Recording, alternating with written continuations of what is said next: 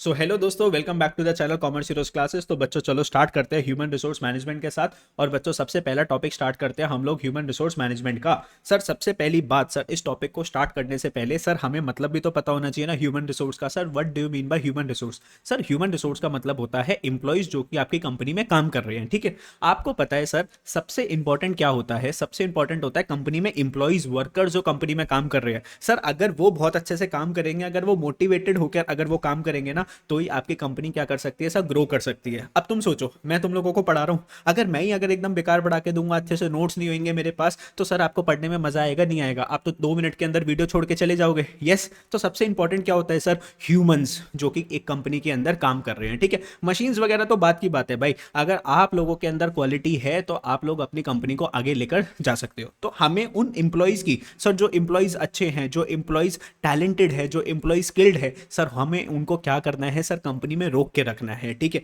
तो इसको बोलते हैं ह्यूमन रिसोर्स मैनेजमेंट। तो सर यहाँ पे जो ना मैनेजर्स होते हैं, ह्यूमन रिसोर्स के मैनेजर्स होते हैं, उनका काम क्या होता है? एम्प्लॉयज को खुश रखना। और कौन सी एम्प्लॉयज को खुश रखना? जो कि काम करने में अच्छे हैं, है ना। बेकार एम्प्लॉयज को निकालना है, अच्छे एम्प्लॉयज को लेकर आना है, और अच्छे एम्प्लॉयज का ख्याल रखना है। मतलब वो काम छोड़ के जाए ना। ठीक है, हमारी कंपनी में क्या करते रहे सर? काम करते रहे। इसको बोलते हैं बेटा, सारे प्रोसेस को बोलते हैं ह्यूमन रिसोर्स मैनेजमेंट। मतलब अपने कंपनी के एम्प्लॉयज का ख्याल रखना। ठीक है, तो दोस्तों चैप्टर फर्स्ट के साथ हम लोग स्टार्ट करते हैं। तो सबसे पहले आपका जो सबसे इंपॉर्टेंट क्वेश्चन जो आता है कि सर ये ह्यूमन रिसोर्स मैनेजमेंट होता क्या है, तो सर इसकी डेफिनेशन आपको क्या करनी है सर? याद करनी पड़ेगी। अब सर देखो पढ़ते हैं एक बार क्या लिखा हुआ है sir. Human resource management is the process of, sir एक प्रोसेस है किस चीज का? एक्वायरिंग। एक्वायरिंग मतलब लेकर आना है, ट्रेन करवाना है, अप्रेस करवाना है, मतलब उनकी और डेवलपमेंट करवानी है, उनकी स्किल्स को हमें इंक्रीज करना है, कंपनसेट करना है, मतलब उनको सैलरीज देनी है। किसको? एम्प्लॉयज को। तो सर अच्छे एम्प्लॉयज को लेकर आना है, ट्रेन करना है, डेवलपमेंट करनी है, और उनको बदले में सैलरी देनी है। And of attending to their labour relation, sir उनसे रिलेशन मेंटेन करने हैं। हेल्थ एंड सेफ्टी का भी ख्याल रखना है। And fairness concerns. Fairness concerns का मतलब क्या होता है भैया? हम उनसे जितना काम करवाएंगे उनके बदले में उनको क्या देना पड़ेगा? एक फेयर वेजेस एंड सैलरीज पे करनी पड़ेगी। ऐसा नहीं तुम काम ज्यादा करवा रहे हो और बदले में पैसे कम दे रहे हो। सर ऐसा बिल्कुल नहीं होना चाहिए। तो मेरी बात समझ गए सर? डेफिनेशन क्या है? ह्यूमन रिसोर्स मैनेजमेंट एक प्रोसेस है जिसमें आप लेकर आते हो, ट्रेन करते हो, डेवलप करते हो, कंपनसेट करते हो, मतलब बदले में सैलरी देते हो। किसको? एम्प्लॉयज को। And of attending to their labour relation, sir उनका ख्याल रखना है। आप लोगों को एक हेल्दी रिलेशन मेंटेन करना है, उनका हेल्थ सेफ्टी का ख्याल रखना है। जैसे मान लो स्विगी वाले एम्प्लॉयज होते हैं सर, इधर से उधर बाइक लेकर क्या कर रहे होते हैं सर? भाग रहे होते हैं। तो कंपनी उनका हेल्थ इंश्योरेंस करवा के देती है कि भाई कल को तेरे को बाइक चलाते हुए कुछ हो गया तो कंपनी तेरा सारा खर्चा उठाएगी। तो उनका हेल्थ एंड सेफ्टी का हमने ख्याल रखा। एंड फेयरनेस कंसर्न का मतलब क्या होता है कि सर फेयरनेस का मतलब क्या होता है सर? गोरा। फेयरनेस का मतलब गोरा होता है ना सर? अरे फेयरनेस का मतलब यहाँ पे गोरे से मतलब नहीं है कि सर हम आपसे जितना काम करवाएंगे ना उसने हम आपको बोनसेस देंगे, पैसे देंगे, एक्स्ट्रा बेनिफिट्स देंगे। उसको बोलते हैं फेयरनेस कंसर्न। ठीक है, चलो नेक्स्ट। तो ये एक डेफिनेशन हो गई किसकी दोस्तों? ह्यूमन रिसोर्स मैनेजमेंट की। एक और डेफिनेशन गिवन है आपके ह्यूमन रिसोर्स मैनेजमेंट की। देखो ये वाली डेफिनेशन क्या बोलती है, फिर उसमें से कोई भी एक डेफिनेशन आप लोग क्या कर लेना, लर्न कर लेना। या तो पहली वाली लर्न कर लेना या दूसरी वाली लर्न कर लेना। इससे इजी क्या हो सकता है? और अगर आपको समझ में आ रहा है, अगर वीडियोस अगर अच्छी लग रही है तो लाइक जरूर कर देना और चैनल को सब्सक्राइब जरूर कर देना। बिकॉज जब जब भी वीडियोस आएगी आपको वीडियोस को टाइम से देख लेना। ठीक है, और बच्चों नोट्स मैंने बहुत यूनिक बना रखे हैं आप लोगों के लिए और सब कुछ मैं लर्न करवा के दूंगा यहाँ पे। ह्यूमन रिसोर्स मैनेजमेंट की एक और डेफिनेशन क्या है? Human resource management is the planning. बच्चों प्लान करना है। सबसे पहले तुम सोचो कंपनी स्टार्ट करोगे, पहले पता होना चाहिए ना सर मेरे को 5 लोग लगेंगे, 2 लोग लगेंगे, तो 10 लोग लगेंगे काम करने के लिए। सर मुझे कितनी टीम बनानी है? सर मार्केटिंग की अलग टीम बनानी है, सेल्स की अलग टीम बनानी है, परचेज की अलग टीम बनानी है। तो सर मुझे प्लान करना है, फिर ऑर्गेनाइज करना है सर, चीज़ों को मैनेज करना है। सर डायरेक्टिंग का मतलब क्या होता है? सर इंप्लॉइज मेरे पास आ गया, उनको रोज बताना भी तो पड़ेगा ना, आज तू ये काम कर ले, तू वो काम कर ले, तू ये काम कर ले, और उनके ऊपर क्या रखना पड़ेगा? कंट्रोल। कंट्रोल का मतलब क्या होता है? अगर मैंने एक एम्प्लॉय को बोला था कि आज तेरे को 10 टी शर्ट्स बनानी है तो तू 10 टी शर्ट्स बना के देगा, उससे पहले तू घर नहीं जाएगा। इसको क्या बोलते हैं दोस्तों? कंट्रोलिंग।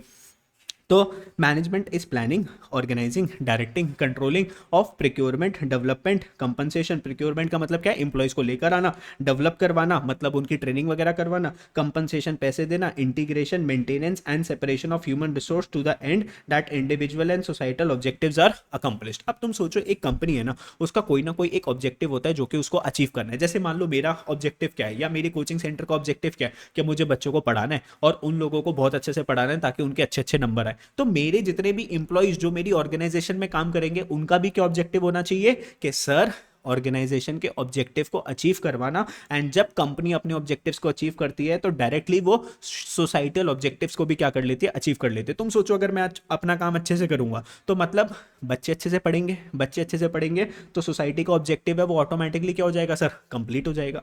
समझे मेरी बात, नहीं समझे? यस बोलो जल्दी से, समझ में आया नहीं आया? ठीक है, फिर बेटा प्लानिंग की अगर हम बात करें, एक एक करके प्लानिंग को समझते हैं, ऑर्गेनाइजिंग को समझते हैं, डायरेक्टिंग को समझते हैं और कंट्रोलिंग को समझते हैं, फिर इसको हम डिटेल में भी पढ़ेंगे। तो सबसे प्लानिंग का मतलब क्या लिखा हुआ है? Planning for human resource management includes estimating, sir हिसाब लगाना, identifying the organisation human resource. तो पहले हिसाब लगाओ कि सर सेल्स के अंदर मुझे 2 बंदे चाहिए, सर अकाउंट्स के डिपार्टमेंट के अंदर मुझे 3 बंदे चाहिए, परचेज के अंदर मुझे 2 बंदे चाहिए, मैन्युफैक्चरिंग के अंदर हमें 10 बंदे लगेंगे। तो सबसे पहले आप एस्टिमेट करवा रहे हो कितने कंपनी में डिपार्टमेंट होंगे, उन डिपार्टमेंट में कितने कितने इंप्लॉइज काम करेंगे। सेटिंग स्टैंडर्ड्स, स्टैंडर्ड्स का मतलब क्या होता है कि ये बंदा 8 घंटे काम करेगा, 8 घंटे के अंदर उसका ये टारगेट है, जो टारगेट उसको अचीव करना है, तो इसको बोलते हैं सेटिंग स्टैंडर्ड्स। ठीक है, अब जैसे मान लो इंप्लॉय आ रहा है, पूरे दिन 8 घंटे काम करने के लिए आ रहा है और सब कुछ भी करके नहीं जा रहा, तो सेटिंग स्टैंडर्ड्स का मतलब होता है आप इंप्लॉइज को बता दो कि तेरे को रोज कितना काम करना है और उतना काम करे बिना तो घर वापस नहीं जाएगा। ठीक है, इसको बोलते हैं सेटिंग स्टैंडर्ड्स। फिर बात करते हैं रेगुलेशंस, पॉलिसीज के भैया कितने बजे आप ऑफिस आओगे, क्या पहन के आओगे। Developing plans for the human resource development, sir human resource को, अपने इंप्लॉइज को हम और कैसे ट्रेन करें, उनको और कैसे बेहतर बनाए। ठीक है, उसके लिए भी क्या बनाते हैं सर, प्लान्स बना के देते हैं, दैट इज नोन एज बेटा, इसके अंदर क्या होता है, प्लानिंग। फिर बात करते हैं बच्चों organising. Organising of human resource involve establishing a work culture in the firm. तो भैया वर्क कल्चर, वर्क कल्चर कैसा होगा सर, फॉर्मल होगा, इनफॉर्मल होगा, सेंट्रलाइज्ड होगा, डिसेंट्रलाइज्ड होगा। अब सर ये कौन कौन से वर्ड्स आप लोग यूज कर रहे हो? बेटा क्लास 12th के अंदर पढ़ा था ना, एक सेंट्रलाइज्ड ऑर्गेनाइजेशन होती है, फॉर्मल ऑर्गेनाइजेशन होती है, इनफॉर्मल होती है। इनफॉर्मल में क्या होता है, कोई कभी भी किसी से जाके बात कर सकता है। जैसे मान लो कंपनी के अंदर मुझे कुछ चीज अच्छी नहीं लग रही तो मैं सीधा सीईओ या सीएफओ से जाके क्या कर सकता हूँ सर, बात कर सकता हूँ। तो ऑर्गेनाइजिंग का मतलब क्या होता है, establishing a work culture in the firm, कि वर्क कल्चर कैसा होगा सर, सब आपस में आराम से बात करेंगे कि सर प्रॉपर एक हायरार्की को फॉलो करना पड़ेगा किसी से बात करने के लिए। Assigning responsibilities and task to the workforce, sir workforce को आप रिस्पॉन्सिबिलिटीज कि भाई देख तेरे को सेल्स के अंदर लगना है, तेरे को अकाउंट्स डिपार्टमेंट में लगना है, ठीक है, तेरे को फाइनेंस डिपार्टमेंट में लगना है। Setting up coordination between the different departments. अब तुम सोचो, ध्यान से समझो, जो सेल्स डिपार्टमेंट है ना वो डायरेक्टली किसके साथ कनेक्टेड है सर, मैन्युफैक्चरिंग डिपार्टमेंट के साथ। भैया तुम अगर सेल ज़्यादा करना चाहते हो तो तुम्हारे पास प्रोडक्ट रेडी भी तो होना चाहिए। और जो मैन्युफैक्चरिंग डिपार्टमेंट है वो किसके साथ कनेक्टेड है, परचेज डिपार्टमेंट के साथ। मान लो मुझे कोई सामान बनाना है लेकिन सर उसका रॉ मटेरियल नहीं है मेरे पास, तो सर देखो ध्यान से मेरी बात सुनो, परचेज डिपार्टमेंट सामान लेकर आएगा, जब भी तो मैन्युफैक्चरिंग डिपार्टमेंट उसको मैन्युफैक्चर करेगा, उसके बाद ही तो क्या होगी सर, सेल्स होगी, सेल्स होगी तो उसके बाद ही तो क्या होगा सर, प्रॉफिट होगा। तो सारे डिपार्टमेंट आपस में एक दूसरे के साथ क्या होते हैं सर, कनेक्टेड होते हैं। तो इनके बीच में प्रॉपर क्या होना चाहिए सर, प्रॉपर कोऑर्डिनेशन होना चाहिए between the different departments and different teams. ठीक है, ठीक है, मतलब एक दूसरे से पूछ के आप लोगों को क्या लेने हैं सर, डिसीजंस लेने हैं। ऐसा नहीं है सेल्स डिपार्टमेंट ने, कस्टमर आया उसको बोल दिया चल ठीक है मैं तेरे को 20,000 टी शर्ट्स दे दूंगा, अबे मेरे पास रॉ मटेरियल नहीं पड़ा हुआ, मैं कैसे टी शर्ट्स दे दूंगा। फिर बात करते हैं डायरेक्टिंग की। Directing involves giving a direction to the workforce. अब इतने सारे वर्कर्स हमारे पास काम कर रहे हैं, उनको बताना पड़ेगा भाई तू ऐसे कर ले, तू वैसे कर ले। Letting them know the direction of the flow of information, उनको बताने से डायरेक्शन देनी है कि how you have to pass the information, आपको कैसे काम करके देना है हमें। Assigning leaders and getting the job done in the right direction also comes under this. तो भैया आप तुम सोचो जितने भी डिपार्टमेंट है, हर एक डिपार्टमेंट का क्या बनाना है सर, लीडर बनाना है। लीडर डिसाइड करेगा कि उसके नीचे जो टीम है वो कैसे काम कर रही है। ठीक है, जो लीडर है वो बताएगा कैसे राइट डायरेक्शन में काम करना है। ठीक है, तो जितने भी डिपार्टमेंट है, जैसे मान लो सेल्स डिपार्टमेंट हो गया, अकाउंटिंग डिपार्टमेंट हो गया, फाइनेंस डिपार्टमेंट हो गया, मार्केटिंग डिपार्टमेंट हो गया, तो दोस्तों उस डिपार्टमेंट का एक क्या होगा, हेड होगा, जो कि अपने नीचे काम करने वाले लोगों को क्या प्रोवाइड करेगा सर, डायरेक्शंस प्रोवाइड करेगा। बात करते हैं कंट्रोलिंग की। कंट्रोलिंग क्या होता है? Controlling here refers to judging standard of work submitted. Sir मैंने आपको बोला था 8 घंटे के अंदर 100 टी शर्ट्स बना के देनी है, क्या आप लोगों ने वो बना के दी या नहीं दी? And evaluation of performance. Evaluation का मतलब क्या होता है, उनकी परफॉर्मेंस को चेक करना। हर एक एम्प्लॉय की परफॉर्मेंस को चेक करा जाएगा किसके साथ, उनके स्टैंडर्ड के साथ। स्टैंडर्ड क्या था, 8 घंटे अगर आप कंपनी में काम करोगे आपको 100 टी शर्ट्स बनानी है, क्या आपने 100 टी शर्ट्स बनाई, नहीं बनाई? अगर किसी ने मान लो 100 टी शर्ट्स बनानी थी, बनाई है सिर्फ 80 टी शर्ट्स, तो उससे पूछा जाएगा हाँ भाई क्या कर रहा था तू, 20 टी शर्ट्स कम क्यों बनी? ठीक है, इसको क्या बोलते हैं सर, कंट्रोलिंग बोलते हैं। तो सबसे पहले प्लानिंग होता है, फिर ऑर्गेनाइजिंग होता है, फिर डायरेक्टिंग होता है और एंड में क्या होता है बच्चों, कंट्रोलिंग होता है। तो ह्यूमन रिसोर्स मैनेजमेंट का काम है इन सारी एक्टिविटीज का क्या रखना सर, ख्याल रखना। ठीक है, तो कोई एक डेफिनेशन आप लोग क्या कर लोगे सर, याद कर लोगे, और ये कॉन्सेप्ट को आप लोग एक बार रीड कर लेना, ठीक है। चलो आगे चलते हैं sir. Nature of human resource management, sir क्या है नेचर ह्यूमन रिसोर्स मैनेजमेंट का, ध्यान से देखना। अब बेटा देखो ध्यान से, ये देखना, ये लड़का है फटाफट से भाग रहा है अपने ऑफिस के लिए, ठीक है, लेट हो रहा है थोड़ा सा। तो अब देखो पहले मैं आपको पॉइंट्स एक बार पढ़ाता हूँ, फिर इस पॉइंट्स को जो है ना इस इमेज के साथ हम लोग कनेक्ट करेंगे, कैसे करते हैं वो मैं बताता हूँ। एक होता है परवेजिव फोर्स। परवेजिव का मतलब क्या होता है, इट इज रिक्वायर्ड एवरीवेयर, ठीक है, चाहे टॉप लेवल मैनेजमेंट हो, चाहे मिडिल लेवल मैनेजमेंट हो, चाहे लोअर लेवल मैनेजमेंट हो, ह्यूमन रिसोर्स मैनेजमेंट हर जगह लगता है। तो HRM is a pervasive in nature, मतलब ह्यूमन रिसोर्स मैनेजमेंट हर जगह लगेगा। चाहे हॉस्पिटल है वहां पे भी आपको अपने वर्कर्स को मैनेज करना है सर, एक बड़ी सी कंपनी है वहां पे भी एचआरएम लगेगा सर, हर जगह आपको ह्यूमन रिसोर्स मैनेजमेंट लगता है। It is present in all companies, चाहे छोटी कंपनी है चाहे बड़ी कंपनी है, हर जगह ह्यूमन रिसोर्स मैनेजमेंट लगेगा। Action oriented, human resource management focuses attention on action rather than on record keeping, written procedures और रूल्स। तुम ध्यान से देखो, जैसे मान लो अकाउंट्स डिपार्टमेंट है, वो किसके ऊपर फोकस करता है सर, रिकॉर्ड कीपिंग, सर कितनी सेल्स हुई, कितनी परचेज हुई। लेकिन ह्यूमन रिसोर्स मैनेजमेंट सर यहाँ पे रिकॉर्ड कीपिंग का काम नहीं करता, कि बंदा कितने बजे आ रहा है, कितने बजे जा रहा है, ये सब वो सब काम नहीं करता, रूल्स वगैरह का काम नहीं करता। वो सिर्फ क्या काम करता है कि सर हमने जो वर्कर को बोला गया था उसने क्या करा। Focuses attention, attention on action.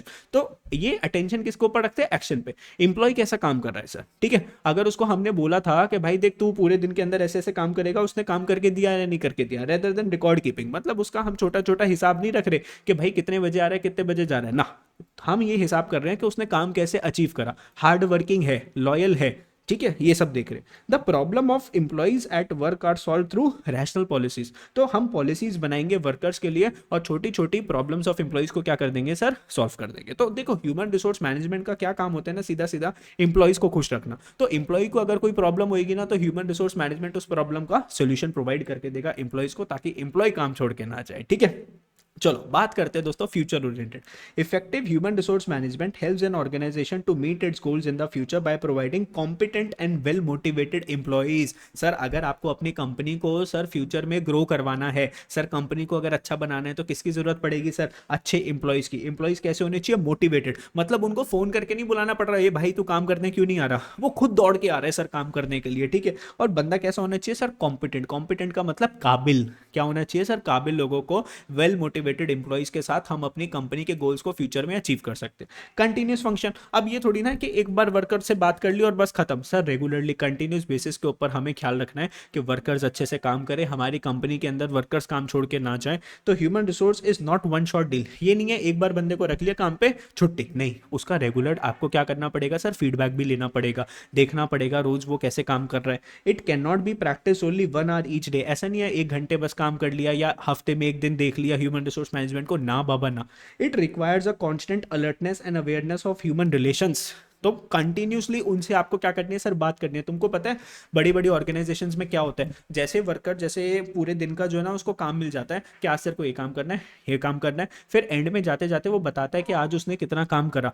Daily उसको जो है ना अपनी शीट होती है वो भरनी होती है, आज उसने क्या क्या करा क्या क्या नहीं करा। उससे कंपनी पता लगाती है कि रोज काम कर भी रहा है कि बस फालतू में बैठा रहता है, and their importance in everyday operations. तो आपको चेक करना है कि इस बंदे की डेली इंपॉर्टेंट है या नहीं है काम करने के लिए, ऑर्गेनाइजेशन के लिए बंदा कितना जरूरी है। आज अगर ये ना हो तो कंपनी काम कर पाएगी या नहीं कर पाएगी, तो ये कौन असेस करता है सर, ह्यूमन रिसोर्स मैनेजमेंट, ठीक है। अब जैसे मान लो ये बंदा है, ठीक है, भाग रहा है, तो ये क्या है, एक्शन। भाग रहा है, ये क्या है, एक्शन। भाग क्यों रहा है सर, अपने फ्यूचर को ब्राइट बनाने के लिए। सर रोज भागता है कि एक दिन भागता है सर, कंटिन्यूस भागता है ना, रोज कंपनी में काम करने के लिए भागना पड़ेगा। अब तुम सोचो, ये फोटो देखा, ये फोटो से क्या पता चल रहा है सर, एक्शन हो रहा है सर, बंदा भाग रहा है। क्यों भाग रहा है, क्योंकि सर पैसे कमाने हैं सर फ्यूचर के लिए। और सर ये कैसे भागता है सर, कंटिन्यूस भागेगा ना सर, पूरी लाइफ इसको क्या करना है सर, भागना है, ताकि क्या कमा पाए सर, पैसे कमा पाए, ठीक है। परवेजिव, परवेजिव का मतलब क्या है सर, हर कोई लाइफ में क्या कर रहा है सर, भाग रहा है टू अर्न द मनी। तो परवेजिव का मतलब क्या होता है sir, in all the company आपको ह्यूमन रिसोर्स मैनेजमेंट लगेगा। तो सर क्या आप लोग नहीं भाग रहे, क्या हम लोग नहीं भाग रहे, यस, रोज उठते हैं, करते हैं, पढ़ाई करते हैं, क्यों कर रहे हैं, ताकि हमारा फ्यूचर क्या हो सके सर, ब्राइट हो पाए। तो ध्यान से देखो, हर कोई क्या कर रहा है सर, एक्शन कर रहा है, किसके लिए, अपने फ्यूचर के लिए। और सिर्फ एक दिन एक्शन कर रहा है कि कंटिन्यूस एक्शन कर रहा है सर, कंटिन्यूस एक्शन कर रहा है। तो इस फोटो से आपने फटाफट से क्या कर लिया सर, लर्न कर लिया कि सर परवेजिव है, एक्शन है, फ्यूचर है, और सर क्या है सर, कंटिन्यूस है, ठीक है। ठीक है बच्चों, लर्न हो गया। या फिर इसको ऐसे लिख सकते हो, कैप एफ, ठीक है। सी से क्या हो गया आपका, कंटिन्यूस हो गया। ए से क्या हो गया, एक्शन हो गया। एफ से क्या हो गया, फ्यूचर हो गया। तो कैप कैप ओ सॉरी, एफ से सी से कंटिन्यूस हो गया, ए से एक्शन हो गया, पी से परवेजिव हो गया और एफ से क्या हो गया आपका फ्यूचर हो गया। तो इसको ऐसे भी लर्न कर सकते हो, कैप एफ। ठीक है, सी से कंटिन्यूस, ए से एक्शन, पी से परवेजिव और एफ से क्या फ्यूचर। या फिर आंख बंद करो, ऐसे फोटो देखो, आपने क्या देखा, बंदा भाग रहा है। अब भागने का मतलब क्या हो गया, एक्शन। ठीक है, भाग रहा है किस चीज के लिए भाग रहा है, अपने फ्यूचर के लिए भाग रहा है। तो sir it is the action, it is action done for the future. और एक्शन एक दिन करना है सर, रोज रोज करना है, तो वो कंटिन्यूस हो गया। और हम कर रहे हैं कि हर कोई कर रहा है सर, हर कोई कर रहा है, that is known as pervasive. तो बच्चों बताओ जल्दी से, लर्न हुआ नहीं हुआ नेचर ऑफ फाइनेंशियल मैनेजमेंट। चार हेडिंग्स है, कैसे लर्न कर सकते हो, कैप एफ से भी लर्न कर सकते हो, कंटिन्यूस फंक्शन हो गया, एक्शन ओरिएंटेड हो गया, परवेजिव फंक्शन हो गया और फ्यूचर ओरिएंटेड हो गया। ठीक है, अगर समझ में आ रहा है तो वीडियो को क्या कर देना सर, लाइक कर देना, चैनल को सब्सक्राइब कर देना, दोस्तों के साथ शेयर भी कर देना। और अगर मैं बताऊं, अगर नीचे आप कमेंट बॉक्स में कमेंट करके बताते हो ना कि सर हमें अच्छा लग रहा है, सर आप लोगों को पढ़ाया हुआ हमें अच्छा लग रहा है, समझ में आ रहा है, तो सर अंदर से क्या रहती है सर, मोटिवेशन रहती है, ताकि मैं आप लोगों को और अच्छा क्या करवा पाऊँ सर, पढ़ा पाऊँ। ठीक है, एक और सर, और भी पॉइंट्स है सर, ऐसे थोड़ी ना। एक पॉइंट है ऑक्सिलरी सर्विसेज। ऑक्सिलरी सर्विसेज के अंदर देखो, अब पता है क्या होता है, देखो जब भी ज्यादा पॉइंट होते हैं ना तो डिवाइड एंड रूल का गेम खेला करो। एक ये 4 पॉइंट थे, ठीक है, और नीचे 2 पॉइंट हो गए, टोटल कितने पॉइंट हो गए, 6 पॉइंट हो गए। एक साथ 6 पॉइंट लर्न करने के लिए जाते हो ना तो क्या लगता है, थोड़ा सा डिफिकल्ट लगता है। लेकिन उसको ऐसे करो, 4 पॉइंट पहले लर्न कर लिए, फिर 2 पॉइंट, तो डिवाइड एंड रूल का गेम करा करो। अब बात करते हैं ऑक्सिलरी सर्विसेज। क्या होती है ऑक्सिलरी सर्विसेज, बेटा ये इसी का पॉइंट है, nature of human resource management. देखो क्या लिखा हुआ है, Human resource department exists to assist and advise the line or operating managers to do their personal work। तो ह्यूमन रिसोर्स डिपार्टमेंट है ना, वो मैनेजर्स को क्या करता है सर, ऑपरेटिंग मैनेजर्स मतलब मान लो सेल्स का जो मैनेजर जो हो गया, सेल्स डिपार्टमेंट का हेड हो गया, प्रोडक्शन डिपार्टमेंट का जो हेड जो हो गया, मार्केटिंग डिपार्टमेंट का हेड जो हो गया, उसको हेल्प करता है कौन, एचआर डिपार्टमेंट हेल्प करता है to do their personal work more effectively, कि आप अपना काम और अच्छे से कैसे कर सकते हो, आप अपने टीम के नीचे, आपके नीचे जो इंप्लॉइज काम जो कर रहे हैं उनको और कैसे मोटिवेट कर सकते हो। तो एचआर मैनेजर एक कैसा एडवाइजर होता है, स्पेशलिस्ट होता है। तो एचआर एडवाइजर जो है ना, उसके नीचे जितने भी मैनेजर जो होते हैं ना, उनको गाइडेंस का काम करता है। तो ये क्या हो गई, सपोर्ट। ऑक्सिलरी सर्विसेज का मतलब होता है सपोर्ट सर्विसेज। ऑक्सिलरी का मतलब क्या होता है, सपोर्ट सर्विसेज। जैसे तुम सोचो स्कूल था ना, स्कूल उसके अंदर क्या होती थी, कैंटीन होती थी। अब तुम सोचो स्कूल तुम किस लिए जाते थे सर, बातें मारने के लिए। अभी बातें मारने के लिए नहीं, पढ़ने के लिए जाते थे। तो वहां पे तुम सोचो कभी बच्चा कोई लंच वंच नहीं लाया, तो स्कूल के अंदर एक फैसिलिटी होती थी कि आप कैंटीन से भी खाना खा सकते हो, या फिर आपके स्कूल के अंदर एक मेडिकल लैब भी होती थी, कभी कोई चोट वोट लग गई। तो ये सारी सर्विसेज कौन सी होती है, ऑक्सिलरी सर्विसेज होती है। जैसे ट्रांसपोर्ट फैसिलिटी मिलती थी, वो भी एक ऑक्सिलरी सर्विस। सपोर्ट सर्विसेज, तो बिजनेस को चलाने के लिए बहुत सारे क्या लगते हैं सर, सपोर्ट सर्विसेज लगती है। तो ऐसी कंपनी को रन करने के लिए एक सर्विस लगती है, that is human resource management की सर्विसेज। दूसरा क्या लिखा हुआ है, interdisciplinary function. Human resource management is multidisciplinary activity utilising knowledge and inputs drawn from the psychology, sociology, anthro anthropology या फिर इकोनॉमिक्स। तो अगर मैं बात बोलूं कि सर जो ह्यूमन रिसोर्स मैनेजमेंट है ना, वो इन सारी चीज़ों को स्टडी करके, इन सारी चीज़ों को स्टडी करके सर, इकोनॉमिक्स को स्टडी करके, सोशोलॉजी को, सोसाइटी की नीड्स को स्टडी करके सर, साइकोलॉजी, एक बंदे के दिमाग को समझ के क्या लेते हैं सर, डिसीजंस लेते हैं। तो ये मल्टी डिसिप्लिनरी एक्टिविटी है, किसी एक चीज़ के ऊपर डिपेंडेंट नहीं है, बहुत सारी चीज़ों के ऊपर क्या है सर, डिपेंडेंट है ह्यूमन रिसोर्स मैनेजमेंट। अब यहाँ पे जो लिखा हुआ है एंथ्रोपोलॉजी, इसका मतलब क्या होता है, study of humans. Sir humans के आप ट्रेडिशंस के बारे में पढ़ रहे हो, उसके कस्टम्स के बारे में पढ़ रहे हो, वो बंदा क्या है, कौन सा उसका बैकग्राउंड है, उसको क्या बोलते हैं, तो स्टडी ऑफ ह्यूमन बींग्स, उसको क्या बोलते हैं, एंथ्रोपोलॉजी। ठीक है, तो अब तुम सोचो ना, अब मेरे को एक बंदे से काम करवाना है, मुझे पता है अगर मेरे को उससे काम करवाना है तो मुझे उसको लालच देना पड़ेगा पैसों का। मैंने बोला देख अगर तू काम अच्छे से करके देगा ना तो मैं तेरी सैलरी बढ़ा दूंगा, तो वो बंदा अच्छे से काम करने लग जाता है। इसको क्या बोलते हैं हमने, एंथ्रोपोलॉजी। अब हर एक बंदा जो है ना पैसे से खुश नहीं होता, समझ रहे हो, जिसके पास ऑलरेडी बहुत सारे पैसे होएगा ना तो उसको पैसे नहीं चाहिए, उसको क्या चाहिए सर, इज्जत, रेपुटेशन। अब जैसे मान लो शाहरुख खान है, मूवी के अंदर काम करता है ना, तो वो अपनी फीस नहीं मांगते, ऐसे नहीं बोलते कि सर मैं इस मूवी में काम करने के 10 करोड़ लूंगा, 20 करोड़ लूंगा ना। वो बोलता है भाई इस मूवी में जो भी प्रॉफिट जो होगा ना उसका मैं परसेंटेज लूंगा। मूवी में जो भी प्रॉफिट होगा मान लो मैं उसका 60% लूंगा। तो ये क्या होगी सर, एक बड़ी बात होगी। ठीक है, not asking about the fees, just asking about the share in the profits. ठीक है, चलो। अब कुछ लोग, मैंने बोला पैसे से खुश नहीं होते, किससे खुश होते हैं सर, अपनी इज्जत से, रेपुटेशन से क्या हो जाते हैं सर, हैप्पी हो जाते हैं। ठीक है, तो ये एक और दो हेडिंग्स आपकी और कौन सी हो गई, ऑक्सिलरी सर्विसेज और इंटरडिसिप्लिनरी फंक्शंस। ठीक है, अब सर इसको कैसे याद करेंगे, तो ये 4 पॉइंट तो आपके दिमाग में होंगे, है नहीं है, बोलो जल्दी से।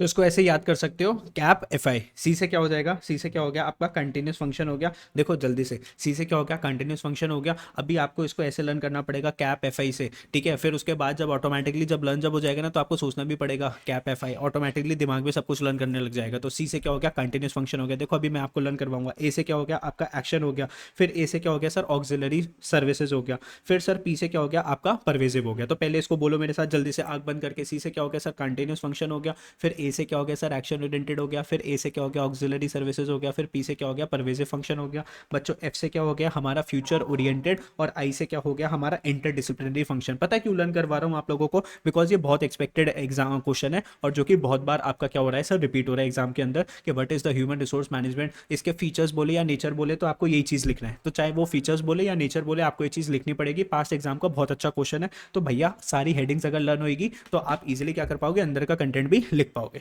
ठीक है। तो कैप एफ आई से लर्न कर लो। सी से हो गया कंटिन्यूस फंक्शन। ए से क्या हो गया एक्शन ओरिएंटेड। ए से क्या हो गया ऑक्सिलरी। पी से हो गया परवेजिव। एफ से हो गया फ्यूचर ओरिएंटेड। और आई से क्या हो गया इंटरडिसिप्लिनरी फंक्शन। भैया लर्न करवा के दे रहा हूँ आपको साथ साथ बहुत अच्छे से, ठीक है। तो बच्चों ये वाली वीडियो को मैं यहाँ पर क्या कर देता हूँ, स्टॉप कर देता हूँ। आई होप आप लोगों को ये वीडियो समझ में आई, और आप लोगों को समझ में आ रहा है कि सर मैंने यहाँ पे फोटोज क्यों डाल रखी है। तो ये बंदा क्या कर रहा है सर, एक्शन कर रहा है। सर एक्शन क्यों कर रहा है सर, फ्यूचर के लिए। इसके एक्शंस क्या है, कंटिन्यूस है। और सर ये हम सिर्फ एक अकेला बंदा नहीं कर रहा, सारे के सारे लोग कर रहे हैं। तो ये क्या हो गया सर आपका परवेसिव हो गया, ठीक है। और फिर एक ऑक्सिलरी सर्विसेज हो गया और एक इंटरडिसिप्लिनरी फंक्शन हो गया। नेक्स्ट वीडियो के साथ हम लोग पढ़ेंगे sir what is the objectives of human resource management. Sir what is the importance of human resource management. तो अगर सर वीडियोस अगर अच्छी लग रही है तो आपको क्या करना है सर, कमेंट कर देना मेरे को। और बच्चों अगर आपको कॉर्पोरेट अकाउंटिंग भी पढ़नी है तो नीचे डिस्क्रिप्शन बॉक्स में लिंक है, कॉर्पोरेट अकाउंटिंग भी पढ़ सकते हो, कंपनी लॉ भी पढ़ सकते हो, ठीक है। Bye bye, thank you for watching the video.